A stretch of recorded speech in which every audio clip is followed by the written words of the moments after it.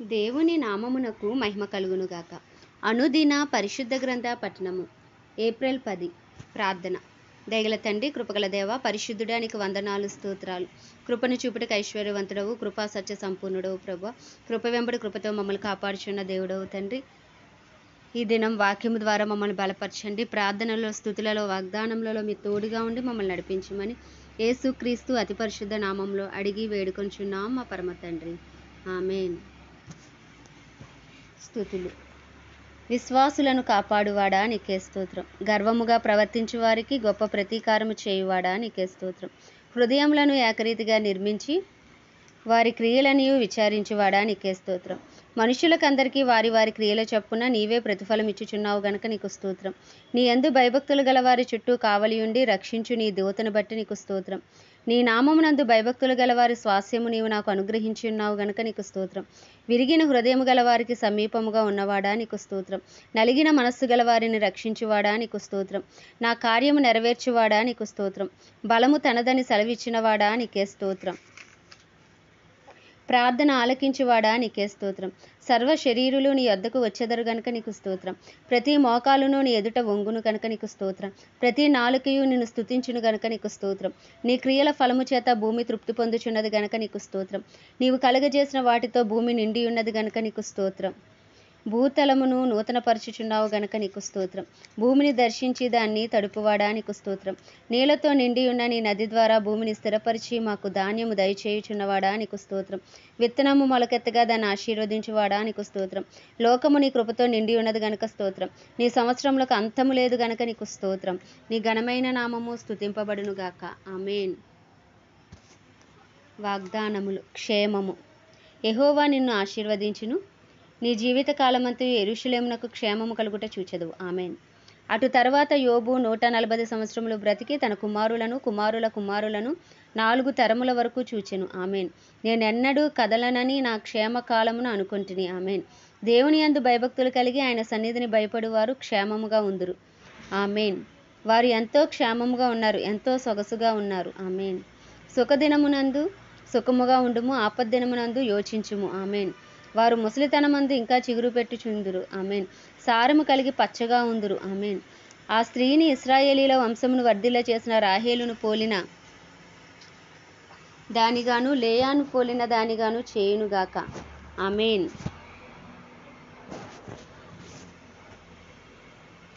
దీనుల భూమిని స్వతంత్రించుకొందురు, బహుక్షేమము కలిగి సుఖించెదరు. ఆమేన్. నీ ఆత్మ వర్ధిల్లుచున్న ప్రకారం నువ్వు అన్ని విషయాల్లో వర్ధిల్లుచు సౌఖ్యముగా ఉండవలనని ప్రార్థించుచున్నాము. ఆమేన్. విశ్వాస ఒప్పుకోలు. నేను పరిశుద్ధ స్థలముగా ఉన్నాను. సర్వోన్నతుడైన దేవుడు నివసించు పరిశుద్ధ మందిరముగా ఉండుటకు నా శరీరమును సమర్పించుకొని ఉన్నాను. ఆమేన్. నేను పరిశుద్ధపరచబడిన పట్టణము, నూతన యెరూషలేమగు పరిశుద్ధ పట్టణము వలె ప్రభువు నన్ను ఏర్పరచుకొని ఉన్నాడు. ఆమేన్. మనుషుల మధ్య నివాసము చేయి దేవుడు నాలో నివాసము చేయుచున్నాడు. ఆమేన్. నేను పరిశుద్ధ మందిరము, ఎన్నటెన్నటికీ పరిశుద్ధతయే ఆయన మందిరమునకు అనుకూలము. ఆమేన్. పరిశుద్ధ అలంకారములు ధరించుకుని నా ప్రభువును ఆరాధించెదను. ఆమేన్. నేను ప్రభువు ఎదుట పరిశుద్ధ పర్వతముగా ఉన్నాను. ఆమేన్. ప్రభువు నన్ను పరిశుద్ధ పర్వతమునకు తన నివాస స్థలమునకును నన్ను తోడుకొని వచ్చును. ఆమేన్. శరీరమునకును ఆత్మకును కలిగిన సమస్త కల్మషము నుండి నన్ను పవిత్రునిగా చేసుకొందును. ఆమేన్. దేవుని భయముతో పరిశుద్ధతను సంపూర్తి చేసుకొందును. ఆమేన్. నేను దేవుని యందు భయభక్తులు కలిగి ఉందును, చెడుతనమును అసహ్యించుకొందును. గర్వము, అహంకారము, దుర్మార్గత, కుటిలమైన మాటలు నాకు అసహ్యములు. ఆమేన్. నేను ధర్మశాస్త్రమునకు లోనైన వాడను కాను గనుక పాపము నా మీద ప్రభుత్వము చేయదు. ఆమేన్. మొదటి సమూయేలు గ్రంథము 27 నుండి 31 అధ్యాయములు.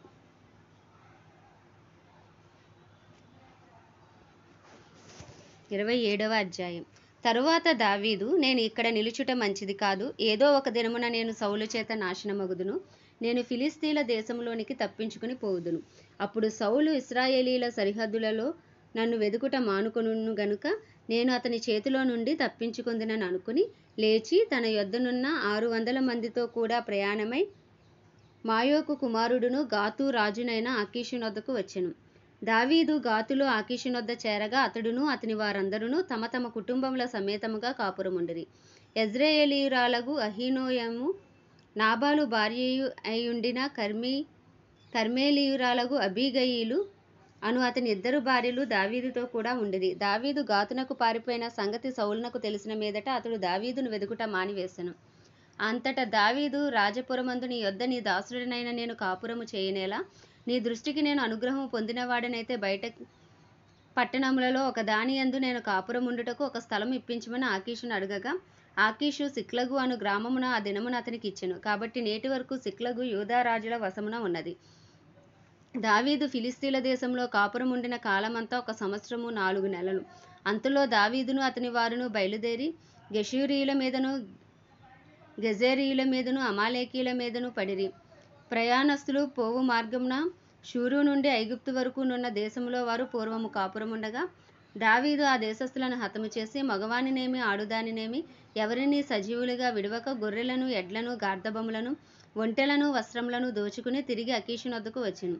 అకీషు, ఇప్పుడు మీరు దండెత్తి దేశంలో జొరబడితిరా అని దావీదును అడగగా, దావీదు యూదా దేశమునకును యెరెహ్మెయేలీయుల దేశమునకును కేనీయుల దేశమునకును దక్షిణముగా మేము ఒక ప్రదేశంలో జొరబడితిమనెను.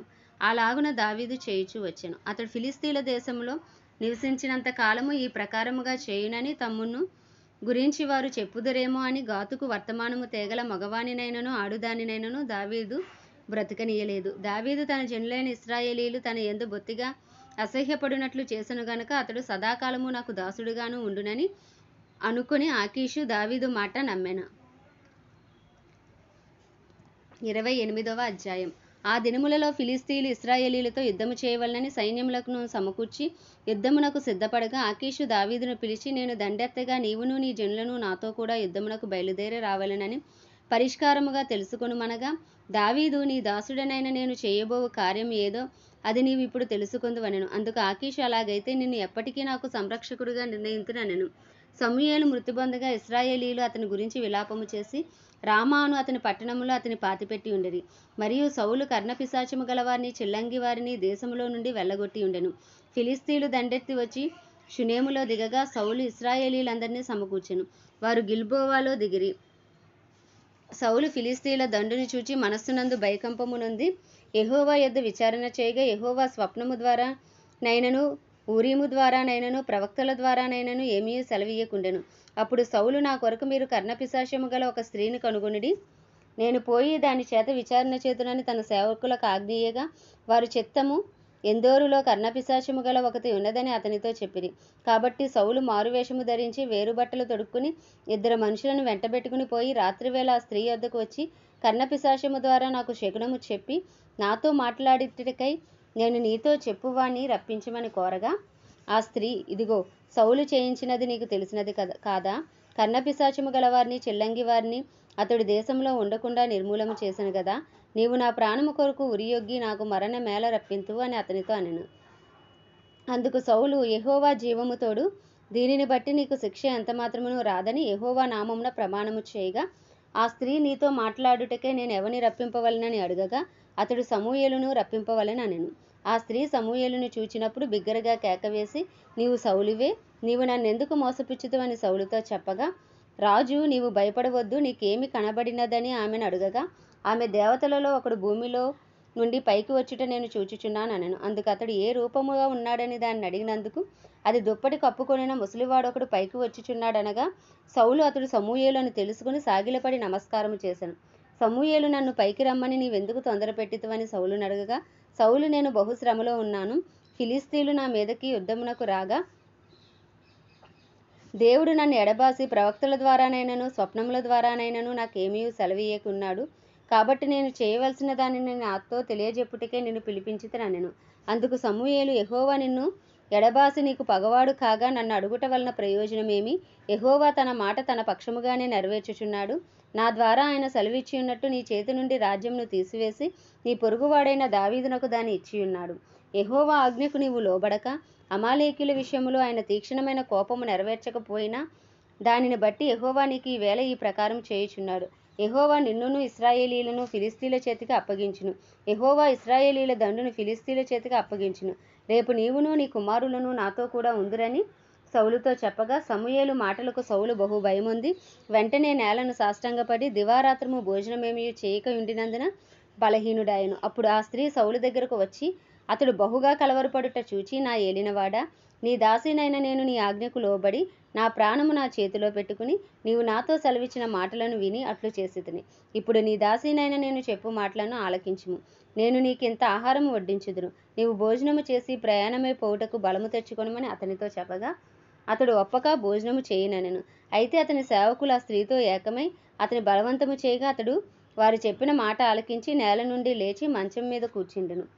తన ఇంటిలో క్రొవ్విన పెయ్యి ఒకటి ఉండగా ఆ స్త్రీ దాన్ని తీసుకుని త్వరగా వధించి పిండి తెచ్చి పిసికి పులుసులేని రొట్టెలను కాల్చి తీసుకుని వచ్చి సౌలునకు అతని సేవకులకును వడ్డించగా, వారు భోజనము చేసి లేచి ఆ రాత్రి వెళ్ళిపోయిరి.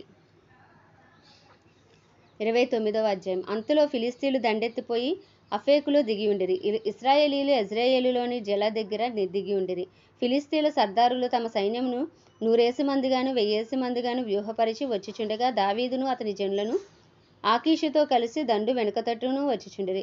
ఫిలిష్తీయుల సర్దారులు ఈ హెబ్రీయులు ఏల రావలెనని ఆకీషును అడగగా, అతడు, ఇన్ని దినములు ఇన్ని సంవత్సరములు నా యొద్ద నుండిన ఇశ్రాయేలీయుల రాజైన సౌలునకు సేవకుడగు దావీదు ఇతడే కాడా? ఇతడు నా యొద్ద చేరిన నాట నుండి నేటి వరకు ఇతని యందు తప్పేమీయూ నాకు కనబడలేదని ఫిలిష్తీయుల సర్దారులతో అనెను.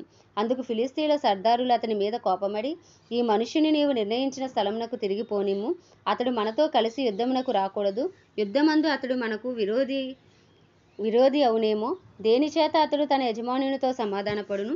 మన వారి తలలు ఛేదించి తీసుకొని పోవుట చేతనే కదా తన యజమానునితో సమాధానపడును. సౌలు వేల కొలదిగాను దావీదు 10,000 కొలదిగాను హతము చేసిరని వారు నాట్యమాడుచు గాన ప్రతిగానము చేయుచు పాడిన దావీదు ఇతడే కాడా అని అతనితో చెప్పిరి. కాబట్టి ఆకీషు దావీదును పిలిచి, యెహోవా జీవముతోడు, నీవు నిజముగా యథార్థపరుడవై ఉన్నావు. దండులో నీవు నాతో కూడా సంచరించుట నా దృష్టికి అనుకూలమే.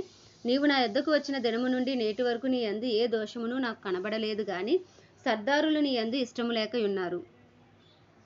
ఫిలిష్తీయుల సర్దారుల దృష్టికి నీవు ప్రతికూలమైన దాన్ని చేయకుండునట్లు నీవు తిరిగి నీ స్థలమునకు సుఖముగా వెళ్ళుమని చెప్పగా, దావీదు, నేనేమి చేసితిని? నా ఏలినవాడవగు రాజా, నీ శత్రువులతో యుద్ధము చేయుటకే నేను రాకుండునట్లు నీ యొద్దకు వచ్చిన దినము నుండి నేటి వరకు నీ దాసుడనై నా యందు తప్పేమి కనబడనని ఆకీషును అడిగెను.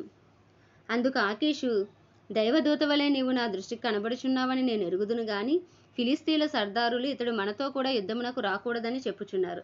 కాబట్టి ఉదయమున నీవు నీతో కూడా వచ్చిన నీ యజమానుని సేవకులను త్వరగా లేవవలెను. ఉదయమున లేచి తెల్లవారుగానే బయలుదేరి పోవలెనని దావీదునకు ఆజ్ఞ ఇచ్చెను. కావున దావీదును అతని జనులను ఉదయమున త్వరగా లేచి ఫిలిష్తీయుల దేశమునకు పోవలెనని ప్రయాణమైరి. ఫిలిష్తీయులు దండెత్తి యెజ్రెయేలునకు పోయిరి.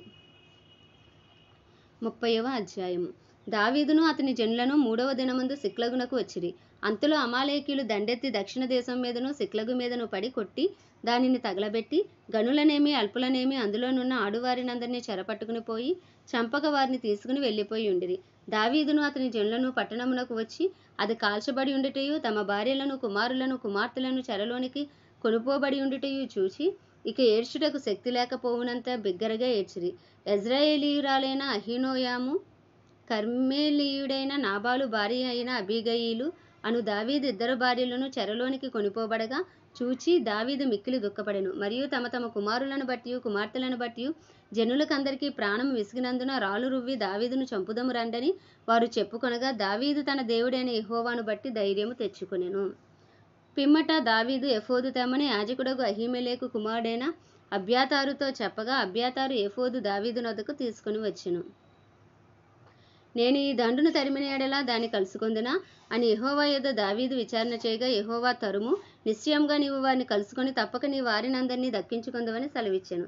కాబట్టి దావీదు అతని యొద్దనున్న 600 మందియును బయలుదేరి బెసోరు వాగుగట్టుకు రాగా వారిలో 200 మంది వెనుక దిగ విడవబడిరి. దావీదును 400 మందిని ఇంకా తరుముచూ పోయిరి గాని ఆ 200 మంది అలసటపడి బేసోరు వాగు దాటలేక ఆగిరి. ఆ 400 మంది పోవుచుండగా పొలములో ఒక ఐగుప్తీయుడు కనబడెను. వారు దావీదు నొద్దకు వాని తోడుకుని వచ్చి, వాడు 3 రాత్రింబగళ్ళ అన్నపానములేమీ పుచ్చుకొనలేదని తెలుసుకొని వానికి భోజనము పెట్టి దాహమిచ్చి అంజూరపు అడలోని ముక్కను 2 ద్రాక్ష గెలలను వానికిచ్చిరి. వాడు భోజనము చేసిన తర్వాత వాని ప్రాణము తెప్పరిల్లగా, దావీదు, నీవు ఏ దేశపు వాడవు, ఎక్కడి నుండి వచ్చితివని వాడిని అడిగెను. అందుకు వాడు, నేను ఐగుప్తీయుడనై పుట్టి అమాలేకీయుడైన ఒకనికి దాసుడనైతిని. 3 దినముల క్రిందట నేను కాయిలా పడగా నా యజమానుడు నన్ను విడిచిపెట్టి పోయెను. మేము దండెత్తి కెరేతీయుల దక్షిణ దేశమునకు, యూదా దేశమునకు, కాలేబు దక్షిణ దేశమునకును వచ్చి వాటిని దోచుకొని సిక్లగును కాల్చివేసితమని చెప్పాను. ఆ దండు కలుసుకొంటకే నీవు నాకు దోవ చూపుదువా అని దావీదు వారిని అడగగా, వాడు, నేను నిన్ను చంపననియు నీ యజమానుని వశము చేయననియు దేవుని బట్టి నీవు నాకు ప్రమాణము చేసిన యెడల ఆ దండును కలుసుకొంటకు నీకు దోవ చూపుదుననెను. తరువాత వాడు వారి దగ్గరకు దావీదును నడిపింపగా, ఫిలిష్తీయుల దేశంలో నుండి యూదా దేశంలో నుండి తాము దోచి తెచ్చుకొనిన సొమ్ముతో తులదూగుచు వారు ఆ ప్రదేశమంతటా చెదిరి అన్నపానమును పుచ్చుకొనుచు ఆటపాటలు సలుపుచుండిరి. దావీదు సంగతి గ్రహించి సంధ్యవేళ మొదలుకొని మర్నాటి సాయంత్రం వరకు వారిని హతము చేయుచుండగా ఒంటెల మీద ఎక్కి పారిపోయిన 400 మంది యవనులు తప్ప తప్పించుకొనిన వాడు ఒకడునూ లేకపోయెను. ఈలాగున దావీదు అమాలేకులు దోచుకొని పోయిన దాని అంతటినీ తిరిగి తెచ్చుకొనెను. మరియు అతడు తన 2 భార్యలను రక్షించెను. కుమారులేమి కుమార్తెలేమి దోపుడు సొమ్మేమి వారు ఎత్తుకొని పోయిన దాని అంతటిలో కొద్దిదేమి గొప్పదేమి ఏదియూ తక్కువ కాకుండా దావీదు సమస్తమును రక్షించెను. మరియు దావీదు అమాలేకీల గొర్రెలన్నిటినీ గొడ్లన్నిటినీ పట్టుకొనెను. ఇవి దావీదునకు దోపుడు సొమ్మని జనులు మిగిలిన తమ స్వంత పశువులకు ముందుగా వీటిని తోలిరి. అలసట చేత దావీదును వెంబడించలేక బేసోరు వాగు దగ్గర నిలిచిన 200 మంది యొద్దకు దావీదు పోగా, వారు దావీదును అతని యొద్దనున్న జనులను ఎదుర్కొంటకే బయలుదేరి వచ్చిరి. దావీదు ఈ జనుల యొద్దకు వచ్చి వారి యోగక్షేమము అడగగా, దావీదుతో కూడా వెళ్ళిన వారిలో దుర్మార్గులను పనికిమాలిన వారునైన కొందరు, వీరు మనతో కూడా రాక నిలిచిరు గనుక తమ భార్యలను పిల్లలను తప్ప మనకు మరలా వచ్చిన దోపుడు సొమ్ములో మనమేమియూ వీరికి ఇయ్యము. తమ భార్యా పిల్లలను వారు తీసుకుని పోవచ్చుననిరి. అందుకు దావీదు వారితో ఇట్లనెను, నా సహోదరులారా, యెహోవా మనలను కాపాడి మన మీదకు వచ్చిన ఈ దండును మనకు అప్పగించి మనకు దయచేసిన దాని విషయములో మీరు ఇలాగున చేయకూడదు. మీరు చెప్పినది ఎవరు ఒప్పుకొందురు? యుద్ధమునకు పోయిన వాని భాగమెంతో సామానునొద్ద నిలిచిన వాని భాగము అంతే అని వాడుక మాట. అందరూ సమానముగానే పాలు పంచుకుందురు కదా. కావున నాట నుండి నేటి వరకు దావీదు ఇశ్రాయేలీలో అట్టి పంపకము కట్టడగాను న్యాయవిధిగాను ఏర్పరిచి నియమించెను. దావీదు సిగ్లగునకు వచ్చినప్పుడు దోపుడు సొమ్ములో కొంత తన స్నేహితులైన యూదా పెద్దలకు ఏర్పరిచి, యెహోవా శత్రువుల యుద్ధ నేను దోచుకునిన సొమ్ములో కొంత ఆశీర్వాద సూచనగా మీకు ఇచ్చుచున్నానని చెప్పి వారికి పంపించెను. బేతేలులోను దక్షిణ రామోతులోను యత్తీరులోను అరోయేరులోను